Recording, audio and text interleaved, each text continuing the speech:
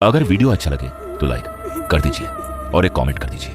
और अगर animation stories TV channel पर पहली बार आए हो तो चैनल को सब्सक्राइब कर दीजिए। ये कहानी है एक छोटे से गांव की, जहां रात होते ही लोग अपने घरों के दरवाजे बंद कर लेते थे, क्योंकि उस गांव में कुछ ऐसा हो रहा था जिसे कोई समझ नहीं पा रहा था, और लोग उसे सिर्फ एक नाम देते थे, चुड़ैल का आतंक। गांव का नाम था भैरवपुर। दिन में सब कुछ सामान्य लगता था। बच्चे खेलते थे, लोग खेतों में काम करते थे और औरतें कुएं से पानी भरती थी। लेकिन जैसे ही सूरज ढलता, पूरा गांव सन्नाटे में डूब जाता था, क्योंकि हर रात ठीक 12 बजे गांव के बाहर वाले पुराने बरगद के पेड़ से अजीब सी आवाजें आती थी। पहले लोगों को लगा कोई जानवर होगा। फिर एक रात रामू नाम का लड़का देर से घर लौट रहा था।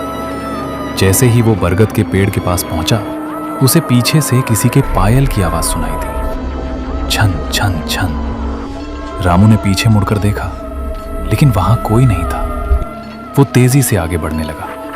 तभी अचानक उसके सामने एक औरत खड़ी हो गई। लंबे लंबे बाल, सफेद साड़ी और आंखें पूरी तरह काली। रामू डर के मारे चिल्लाया, कौन हो तुम? लेकिन वो औरत कुछ नहीं बोली, बस धीरे धीरे मुस्कुराने लगी और उसके पैर उल्टे थे।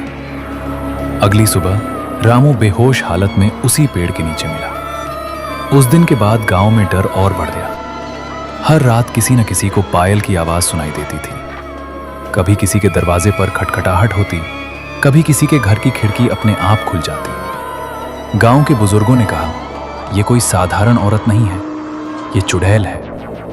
गांव के सबसे बूढ़े आदमी दादाजी हरिराम, उन्होंने एक पुरानी बात बताई। 20 साल पहले इसी गांव में एक लड़की रहती थी, कविता। कविता बहुत सुंदर थी, लेकिन गांव के कुछ लोगों ने उसके साथ बहुत बुरा किया और उसी बरगद के पेड़ के पास उसकी मौत हो गई। मरते समय उसने कहा था, मैं वापस आऊंगी और सबको सजा दूंगी। यह सुनकर पूरे गांव में डर फैल गया। अब हर कोई रात को घर से बाहर निकलने से डरने लगा।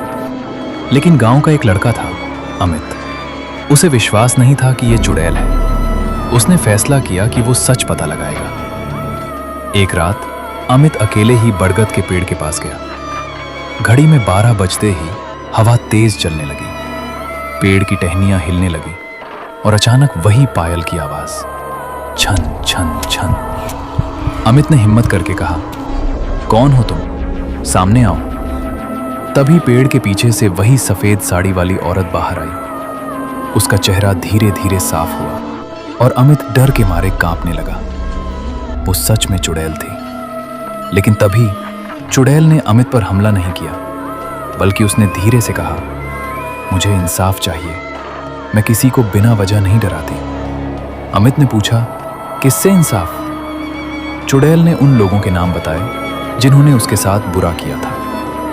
अगले दिन अमित ने पूरी बात गांव वालों को बताई। पहले तो किसी ने विश्वास नहीं किया, लेकिन जब उन लोगों ने अपनी गलती कबूल की तो सब सच सामने आ गया। गांव वालों ने उसी जगह एक छोटा सा मंदिर बनवाया और कविता की आत्मा के लिए पूजा करवाई। उस रात के बाद पायल की आवाज कभी नहीं आई। लेकिन आज भी अगर कोई रात के 12 बजे उस बरगद के पेड़ के पास जाता है तो उसे ठंडी हवा के साथ एक हल्की सी आवाज सुनाई देती है, मुझे इंसाफ मिल गया।